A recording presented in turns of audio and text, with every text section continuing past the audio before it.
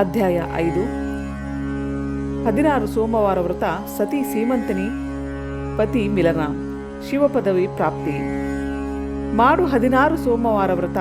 ನೋಡು ನೀ ಜೀವನದ ಹೊಸ ಮಾರ್ಪಾಡು. ಕೂಡು ನೀ ನಿಜ ಶಿವಗಣ ಪದವಿಯ ಅನುದಿನದಲ್ಲಿ. ಸೀಮಂತನಿಗೆ ವೈದವ್ಯವಾದೇಶ. ಸೀಮಂತನಿಗೆ ಮೈತ್ರೇಯ ಉಪದೇಶ. ಸೀಮಂತನಿಯು ಪಡೆದಳ ಖಂಡ ಸೌಭಾಗ್ಯ ಕೊನೆಗೆ.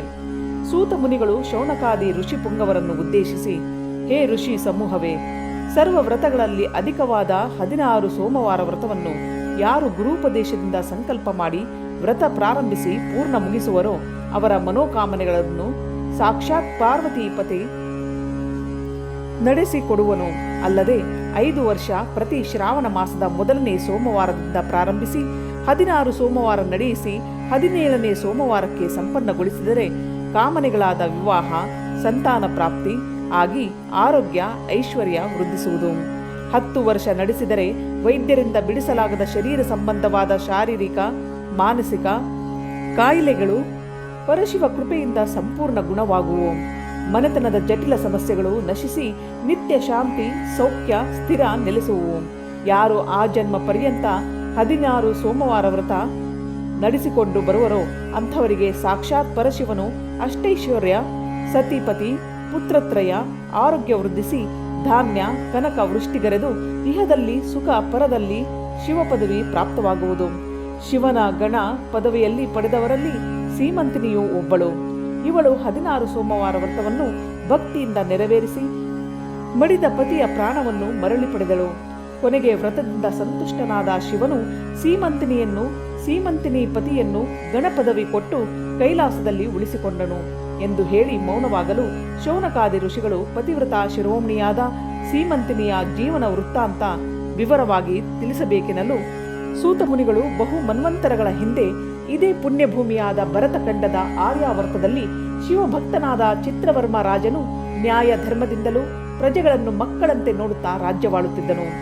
ಇವನ ದೈವ ಭಕ್ತಿಗೆ ತಕ್ಕಂತೆ ಪರಶಿವನು 6 ಜನ ಸುಪುತ್ರರನ್ನು ಕರುಣಿಸಿದ್ದನು. ಸಕಲ ಸಂಪತ್ತಿನಿಂದ ಸಂತುಷ್ಟನಾಗಿ ರಾಜ್ಯವಾಳುತ್ತಿರಲು ಇದ್ದಕ್ಕಿದ್ದಂತೆ ಒಂದು ದಿನ ಮುನಿಶ್ರೇಷ್ಠರಾದ ಯಾಜ್ಞವಲ್ಕ ಋಷಿಗಳು ಮೈತ್ರೇಯಿ ಪತ್ನಿಯೊಂದಿಗೆ ಅರಮನೆಗೆ ಬರುವ ವಾರ್ತೆ ತಿಳಿದು ಚಿತ್ರವರ್ಮ ರಾಜ ಪತ್ನಿಯೊಂದಿಗೆ ಋಷಿ ಪತ್ನಿಯರನ್ನು ಆದರದಿಂದ ಅರಮನೆಗೆ ಬರಮಾಡಿಕೊಂಡು ಉಚಿತಾಸನದಲ್ಲಿ ಕೂಡ್ರಿಸಿ ದಂಪತಿಗಳ ಪಾದಪೂಜೆಯನ್ನು ಮಾಡಿ ಈ ಗುರು ಕಾಣಿಕೆಯನ್ನು ಕೊಟ್ಟರು. ಪರಶಿವನ ಕರುಣೆಯಿಂದ ಸಂಪದ್ಭರಿತವಾದ ರಾಜ್ಯ, ಉತ್ತಮ ಪ್ರಜೆಗಳು, ಬುದ್ಧಿವಂತರಾದ 6 ಜನ ಗಂಡು ಮಕ್ಕಳು, ಪುಷ್ಕಳ ಧನ ಕನಕಗಳಿವೆ. ಆದರೆ ಒಬ್ಬಳಾದರೂ ಮಗಳನ್ನು ಕರುಣಿಸಲಿಲ್ಲ. ಆ ಶಿವನು ಎಂದು ತಮ್ಮ ಮನದ ಅಳಲನ್ನು ಋಷಿ ಪತ್ನಿಯಲ್ಲಿ ತೋಡಿಕೊಂಡರು. ಸಂತುಷ್ಟಳಾದ ಋಷಿಪತ್ನಿ ಮೈತ್ರೇಯಿಯು ರಾಜ ದಂಪತಿಗಳಿಗೆ ಸಂಕಲ್ಪ ಮಾಡಿ 16 ಸೋಮವಾರ ವ್ರತವನ್ನು ಮಾಡಿದ್ದಾದರೆ ಖಂಡಿತವಾಗಿಯೂ ನಿಮಗೆ ಶಿವಪಾರ್ವತಿಯರು ಸಂತುಷ್ಟರಾಗಿ ಶಿವಭಕ್ತವೆಯಾದ ಕನ್ಯಾರತ್ನವನ್ನು ಕರುಣಿಸುವರು ಎಂದು ಹೇಳಿ 16 ಸೋಮವಾರ ವ್ರತ ಮಾಡುವ ನಿಯಮ ತಿಳಿಸಿ ಕೊಟ್ಟಳು. ರಾಜ ದಂಪತಿಗಳು ಕೊಟ್ಟ ಕಾಣಿಕೆ ಸ್ವೀಕರಿಸಿ ರಾಜ ಮರ್ಯಾದೆಯೊಂದಿಗೆ ತಮ್ಮ ಪರ್ಣ ಕುಟೀರದತ್ತ ಪ್ರಯಾಣ ಮಾಡಿದರು. ರಾಜ ದಂಪತಿಗಳು ಮೈತ್ರೇಯಿ ಮಾತೆ ಹೇಳಿಕೊಟ್ಟಂತೆ 16 ಸೋಮವಾರ ವ್ರತ ಆಚರಿಸಲು ಸಕಲ ಸಿದ್ಧತೆಗಳಿಂದ ಯೋಗ್ಯ ಪುರೋಹಿತರ ಮಾರ್ಗದರ್ಶನದಲ್ಲಿ 16 ಸೋಮವಾರ ವ್ರತ ಆಚರಣೆ ಪ್ರಾರಂಭಿಸಿ ಸಂಪನ್ನಗೊಳಿಸಿದರು. ವ್ರತದ ಮಹಿಮೆಯಿಂದ ಸುಂದರ ಕನ್ಯಾರತ್ನವನ್ನು ಪಡೆದರು.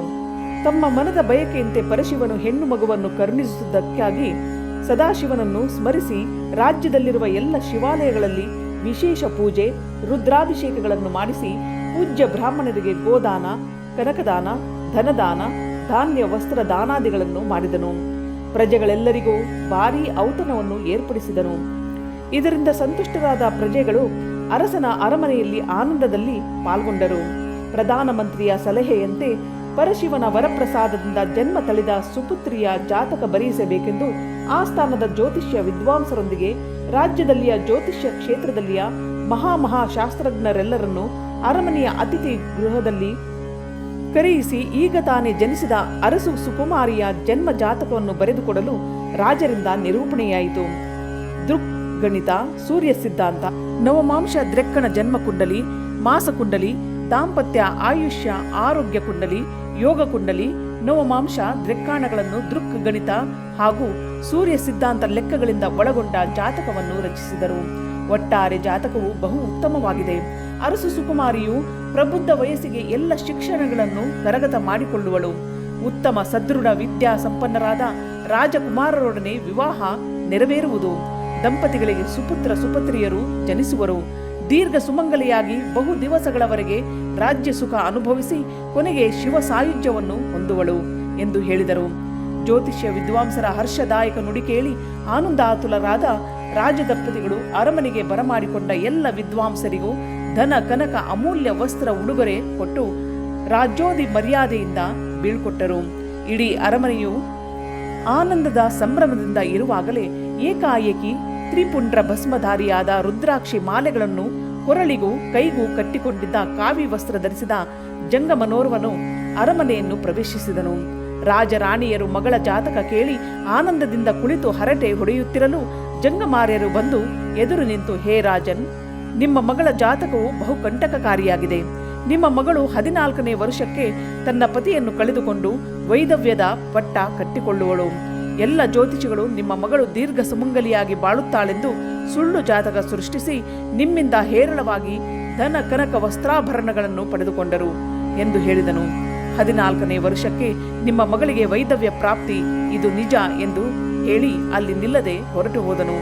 ಮಿಂಚಿನಂತೆ ಬಂದು ಸಿಡಿಲು ಬಡಿದಂತೆ ಗುಡುಗಿದ ಜಂಗಮನ ವಾಣಿಯಿಂದ ಆನಂದ ಉತ್ಸಾಹದಿಂದ ಇದ್ದ ರಾಜದಂಪತಿಗಳು ಹಾಗೂ ರಾಜ ಪರಿವಾರ ಕೆಲ ಹೊತ್ತು ಏನೂ ತಿಳಿಯದೆ ಮಂಕು ಕವಿದು ದುಃಖದಿಂದ ಪರಿತಪಿಸಹತ್ತಿದರು. ಕಾಡ್ಗಿಚ್ಚಿನಂತೆ ಜಂಗಮನ ವಾಣಿ ಇಡೀ ರಾಜಧಾನಿಯನ್ನೇ ವ್ಯಾಪಿಸಿತು. ಎಲ್ಲರೂ ಮುಂದೇನಾಗುವುದು? ಅರಸರು ಏನು ಮಾಡುವರು? ಯಾಕೆ ಹೀಗಾಗುವುದು? ಇದನ್ನು ತಪ್ಪಿಸಲು ಏನಾದರೂ ಮಾರ್ಗವಿರಬೇಕಲ್ಲ ಎಂದು ಹಲವು ವಿಚಾರಗಳು ಎಲ್ಲರ ಮನಗಳಲ್ಲಿ ಬರಹತ್ತಿದವು. ಮಂತ್ರಿಗಳು ಒಂದೆಡೆ ಸೇರಿ ಪೂಜ್ಯ ಗುರುಗಳಿಂದಾಗಲಿ ಋಷಿಗಳಿಂದಾಗಲಿ ಜನಿಸಿದ ಪುತ್ರಿಗೆ ಮುಂಬರುವ ಮಹಾಕಂಟಕ ದೂರ ಮಾಡುವ ಯಾವುದಾದರೂ ಒಂದು ವ್ರತ ನಿಯಮ ಇರಲೇಬೇಕಲ್ಲ ವಿಚಾರಿಸಿದಾಯಿತು ಎಂದು ನಿರ್ಧಾರ ಮಾಡಿ ಸದ್ಯ ನಾಮಕರಣದ ವ್ಯವಸ್ಥೆ ಮಾಡೋಣವೆಂದು ರಾಜರಲ್ಲಿ ತಮ್ಮ ಅಭಿಪ್ರಾಯ ವ್ಯಕ್ತಪಡಿಸಿದರು. ರಾಜದಂಪತಿಗಳು ಮಂತ್ರಿಗಳು ಮಾಡಿದ ನಿರ್ಧಾರಕ್ಕೆ ಸಮ್ಮತಿಸಿದರು.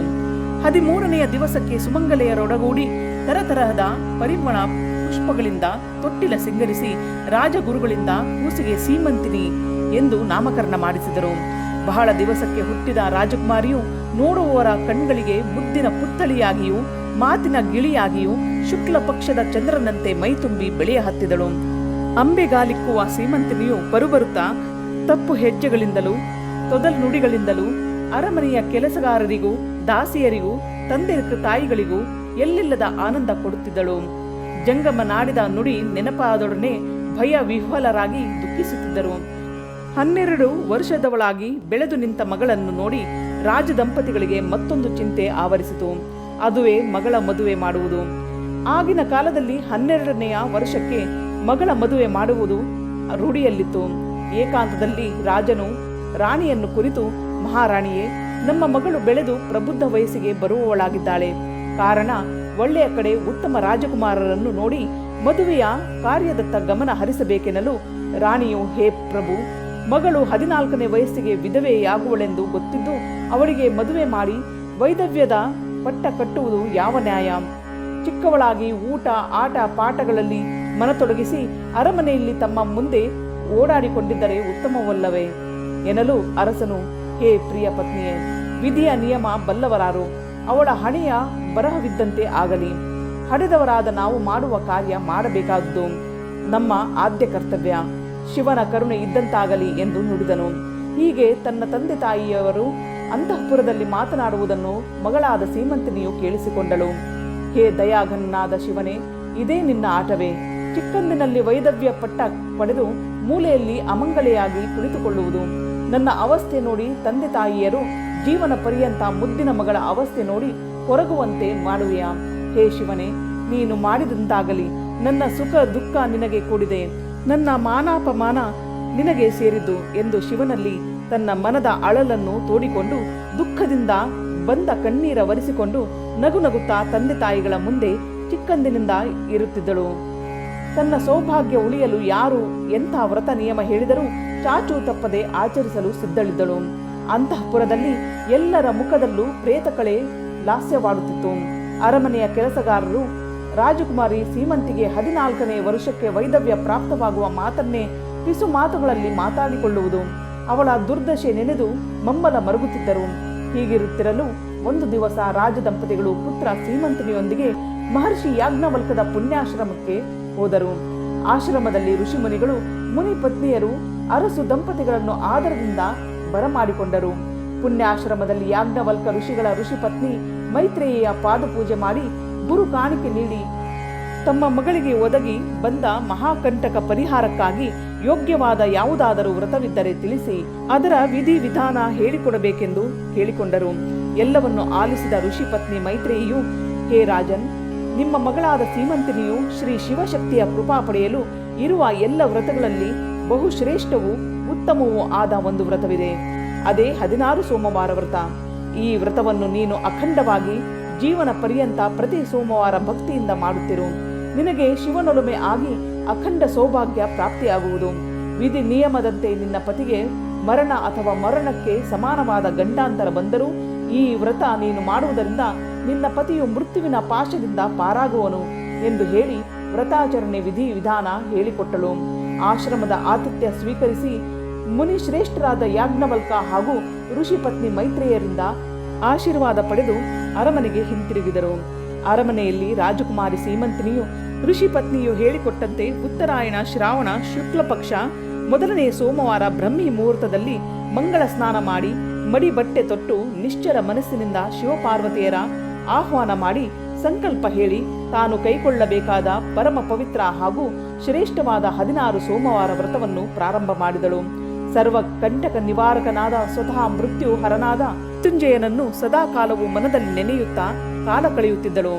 ಇತ್ತ ರಾಜ ಚಿತ್ರವರ್ಮನು ಪ್ರಬುದ್ಧಳಾದ ರಾಜಕುಮಾರಿ ಸೀಮಂತನಿಯ ಮದುವೆ ಮಾಡುವ ಉದ್ದೇಶದಿಂದ ದೇಶದ ನಾನಾ ಕಡೆಯಿಂದ ವರಾನ್ವೇಷಣೆಯನ್ನು ನಡೆಸಿದನು. ತನಗೂ ತನ್ನ ಮಗಳಿಗೂ ಹೊಂದಾಣಿಕೆಯಾಗುವ ಕಡೆ ಸಂಬಂಧ ನೋಡುವುದಲ್ಲಿ ನಿಷಧ ದೇಶದ ರಾಜಕುಮಾರನಾದ ಚಂದ್ರಾಂಗದನು ಯೋಗ್ಯನೆಂದು ರಾಜ ಪರಿವಾರದ ಮಂತ್ರಿಗಳು ಗುರು ಹಿರಿಯರು ಅಭಿಪ್ರಾಯಪಟ್ಟರು. ಇವರ ಒಪ್ಪಿಗೆಯಂತೆ ರಾಜ ಚಿತ್ರವರ್ಮನು ನಿಷಧ ದೇಶದ ಇಂದ್ರಸೇನ ದೊರೆಗೆ ಮದುವೆಯ ವಿಷಯ ಕುರಿತು ನಿರೂಪಣೆ ಕಳುಹಿಸಿಕೊಡಲಾಯಿತು. ಅತ್ತ ದೊರೆ ಇಂದ್ರಸೇನರು ಪತ್ನಿ ಗುರುಗಳೊಂದಿಗೆ ಚಿತ್ರವರ್ಮನ ಮಗಳಾದ ಸೀಮಂತಿನಿಯನ್ನು ಕನ್ಯಾ ನೋಡುವ ಕಾರ್ಯ ಮಾಡಿ ತಮ್ಮ ಮನೆ ತುಂಬಿಸಿಕೊಡಲು ಒಪ್ಪಿದರು. ಇತ್ತ ಇವರು ಅಳಿಯನನ್ನಾಗಿ ಸ್ವೀಕರಿಸಲು ಒಪ್ಪಿ ಬಹು ವೈಭವದಿಂದ ಮದುವೆ ಕಾರ್ಯ ಮಾಡಿ ಮುಗಿಸಿದರು. ಪದ್ಧತಿಯಂತೆ ಪತಿ ಮನೆಗೆ ಸತಿ ಸೀಮಂತಿನಿಯು ಹೋಗಿ ಬಂದಳು. ರಾಜ ಚಿತ್ರವರ್ಮನು ಇಂದ್ರಸೇನನ ಏಕೈಕ ಪುತ್ರನು ತನ್ನ ಅಳಿಯನು ಆದ ಚಂದ್ರಾಂಗದನನ್ನು ಅಳಿಯತನಕ್ಕೆ ಬರಮಾಡಿಕೊಂಡು ಕೆಲ ದಿವಸಗಳವರೆಗೆ ತನ್ನ ಅರಮನೆಯಲ್ಲಿ ಉಳಿಸಿಕೊಂಡನು. ಹೀಗಿರಲು ಒಂದು ದಿನ ತನ್ನ ಓರಿಗೆಯ ಗೆಳೆಯರೊಂದಿಗೆ ವಾಯು ವಿಹಾರಕ್ಕೆಂದು ಹೋದಾಗ ಜಲಕ್ರೀಡೆಯಾಡಬೇಕೆಂದು ಯಮುನಾ ನದಿಗೆ ಇಳಿದರು. ಜಲಕ್ರೀಡೆಯಲ್ಲಿ ಮೈಮರೆತ ಚಂದ್ರಾಂಗದನು ಈಜುತ್ತಾ ನದಿಯ ಆಳಕ್ಕೆ ಹೋಗಿ ತಿರುಗುಣಿಯ ಸೆಳವಿಗೆ ಸಿಲುಕಿ ನದಿಯಲ್ಲಿ ಮುಳುಗಿಬಿಟ್ಟನು. ಮುಳುಗಿದ ಚಂದ್ರಾಂಗದನು ಮೇಲೇಳಬಹುದೆಂದು ನಿರೀಕ್ಷಿಸಿದ್ದ ಅವನ ಗೆಳೆಯರು ಚಂದ್ರಾಂಗದನು ಮೇಲೆ ಬಾರದಾಗ ಭಯದಿಂದ ಹೌಹಾರಿ ಕೂಗಾಡ ಹತ್ತಿದರು. ಈ ವಿಷಯ ಮಾವನಾದ ಚಿತ್ರವರ್ಮ ಅರಸನಿಗೆ ಗೊತ್ತಾಗಲು ಭಯ ವಿಹ್ವಲನಾಗಿ ನುರಿತ ಅಂಬಿಗರೊಂದಿಗೆ ಯಮುನಾ ನದಿ ತಟಕ್ಕೆ ಬಂದು ಈಜುಬಲ್ಲ ಬಂಟರಿಂದ ಚಂದ್ರಾಂಗದನನ್ನು ಎಷ್ಟು ಹುಡುಕಿಸಿದರೂ ಸಿಗಲಿಲ್ಲ. ಕೊನೆಗೆ ಅವನ ಶವವಾದರೂ ಸಿಗಲಿಲ್ಲ. ಜಂಗಮೇಶ್ವರನು ಹೇಳಿದಂತೆ 14ನೇ ವರ್ಷಕ್ಕೆ ತನ್ನ ಮಗಳಿಗೆ ವೈದವ್ಯ ಪ್ರಾಪ್ತವಾಯಿತಲ್ಲ ಎಂದು ದುಃಖಪಡ ಹತ್ತಿದನು. ಪತಿಯನ್ನು ಮರಣದ ಕಠೋರ ನುಡಿಯ ಕೇಳಿ ಸೀಮಂತಿನಿಯು ಅತಿರೇಕ ದುಃಖದಿಂದ ಮೂರ್ಛಿತಳಾಗಿ ಭೂಮಿಗೆ ಬಿದ್ದಳು. ದಾಸಿಯರ ಶ್ವೇತೋಪಚಾರದಿಂದ ಎಚ್ಚರಗೊಂಡ ಸೀಮಂತಿನಿಯು ದುಃಖ ತಪ್ತಳಾಗಿ ಎದೆ ಬಡೆದುಕೊಳ್ಳುತ್ತಾ ಅಳಹತ್ತಿದಳು. ಓಡೋಡಿ ಬಂದು ತಾನೇ ಕೈಗೊಂಡ 16 ಸೋಮವಾರ ವ್ರತ ಸ್ಥಾಪಿತ ಪೂಜಾ ಸ್ಥಳಕ್ಕೆ ಬಂದು, ಹೇ ಸ್ವಾಮಿಯೇ, ಪರಶಿವನೇ, ನನ್ನ ಮುತ್ತೈದೆ ಭಾಗ್ಯದ ಅಖಂಡತ್ವಕ್ಕಾಗಿ ನನ್ನ ಮಾಂಗಲ್ಯದ ರಕ್ಷಣೆಗಾಗಿ ಈ ನಿನ್ನ ವ್ರತ ಕೈಗೊಂಡೆ. ಆದರೂ ನೀನು ನನ್ನ ಮೊರೆ ಕೇಳಲಾರದೆ ಹೋದೆ. ನಿನ್ನ ವ್ರತವು ಹುಸಿಯಾಗದು ಎಂದು ಆ ದೇವಾದಿದೇವನಾದ ಪರಶಿವನು ನಿನ್ನ ಕೈ ಬಿಡನು ಎಂದು ಯಾಜ್ಞವಲ್ಕದ ಪತ್ನಿ ಪೂಜ್ಯ ಮಾತೆ ಮೈತ್ರೇಯಿಯು ಹೇಳಿದಳು. ಎಲ್ಲಿದೆ ಆ ಪೂಜ್ಯರ ಉಪದೇಶದ ನುಡಿಯ ಬೆಲೆ? ಹೇ ದೇವ, ಗುಬ್ಬಿಯ ಮೇಲೆ ಬ್ರಹ್ಮಾಸ್ತ್ರವೇ, ಇದು ನಿನ್ನ ನ್ಯಾಯವೇ ಎಂದು ಈಶ್ವರ ಮೂರ್ತಿ ಎದುರು ಮಂಡಿ ಊರಿ ದುಃಖಿಸುತ್ತಾ ಬಿಕ್ಕಿ ಬಿಕ್ಕಿ ಅಳಹತ್ತಿದಳು. ಒತ್ತಿ ಬರುವ ದುಃಖ ತಿಕ್ಕಿಕೊಂಡು ಯಮುನಾ ನದಿ ದಂಡೆಗೆ ಬಂದು ಯಾವ ಮಡುವಿನಲ್ಲಿ ತನ್ನ ಗಂಡ ಮುಳುಗಿ ಪ್ರಾಣ ಬಿಟ್ಟಿದ್ದನೋ ಅದೇ ಮಡುವಿನಲ್ಲಿ ಮುಳುಗಿ ಪ್ರಾಣತ್ಯಾಗ ಮಾಡಲು ನಿರ್ಧರಿಸಿದಳು. ಆದರೆ ಅರಮನೆಯ ಧರ್ಮಗುರುಗಳು ಸೀಮಂತಿನಿಯನ್ನು ತಡೆದು ಸಮಾಧಾನ ಮಾಡುತ್ತಾ, ಮಗಳೇ, ನಿನ್ನ ಪತಿಯ ಶವ ಸಿಕ್ಕಿದ್ದರೆ ನಿನಗೆ ಪತಿಯೊಡನೆ ಸಹಗಮನ ಮಾಡಲು ಬರುತ್ತಿತ್ತು.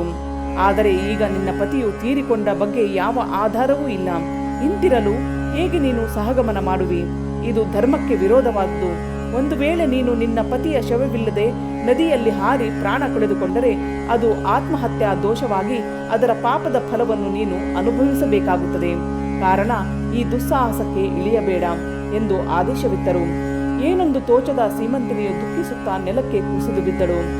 ಈ ದಾರುಣ ವಾರ್ತೆ ಕೇಳಿ ಯಾಜ್ಞವಲ್ಕದ ಪತ್ನಿ ಮೈತ್ರೇಯಿಯು ಅಲ್ಲಿಗೆ ಬಂದು ಸೀಮಂತಿನಿಯನ್ನು ಸಂತೈಸುತ್ತಾ, ಮಗಳೇ, ಧೈರ್ಯದಿಂದ ಇರು. ನಿನ್ನ ಪತಿಯು ಒಂದು ವೇಳೆ ಸತ್ತಿದ್ದರೆ ಅವನ ಶವ ಇಷ್ಟೊತ್ತಿಗೆ ಸಿಗಬೇಕಿತ್ತು. ಅದು ಸಿಕ್ಕಿಲ್ಲ ಅಂದರೆ ಅವನು ಈಜುತ್ತಾ ಮುಂದೆ ಬಹುದೂರ ಹೋಗಿರಬಹುದು. ಕೆಲವು ದಿವಸಗಳ ನಂತರ ಮರಳಿ ನಗರಕ್ಕೆ ಬರಲೂಬಹುದು. ಇದು ಅಲ್ಲದೆ ನೀನು 16 ಸೋಮವಾರ ವ್ರತವನ್ನು ಕೈಗೊಂಡಿರುವೆ. ಅದನ್ನೇ ಧೈರ್ಯದಿಂದ ಮುಂದುವರಿಸು. ಆ ಪರಶಿವನು ತನ್ನ ಭಕ್ತರನ್ನು ಎಂದೂ ಕೈಬಿಡನು. ನಿನ್ನ ಪತಿಯು ಜೀವದಿಂದ ಇರುವನೆಂದು ನನ್ನ ಅಂತರಾತ್ಮ ಹೇಳುತ್ತದೆ. ಮಗಳೇ, ಅನ್ಯತರ ಭಾವಿಸಬೇಡ. ಮರಳಿ ಅಂತಃಪುರಕ್ಕೆ ಹೋಗು. ನೀನು ಕೈಗೊಂಡಿರುವ ವ್ರತವನ್ನು ಮುಂದುವರಿಸು.